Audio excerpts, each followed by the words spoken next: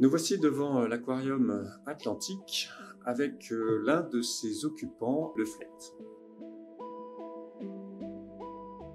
Alors il s'agit de ce qu'on appelle communément un poisson plat. C'est un membre de la famille des Pleuronectidés, une famille qui comporte une centaine d'espèces qui sont tous aplatis. Cette morphologie tout à fait particulière apparaît en fait au cours du développement. À l'éclosion, l'embryon va donner une larve à allure assez classique, avec une morphologie normale pour un poisson.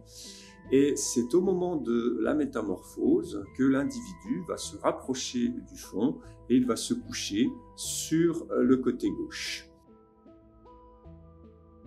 Tous les membres de cette famille se couchent du même côté, bien qu'il puisse y avoir quelques exceptions de temps en temps chez certains individus.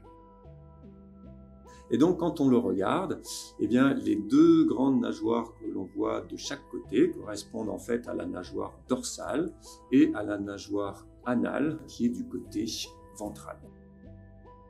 Et si on regarde de plus près, au niveau de la tête, la bouche est restée dans le même sens qu'un poisson normal, tandis que les deux yeux se retrouvent sur la face supérieure.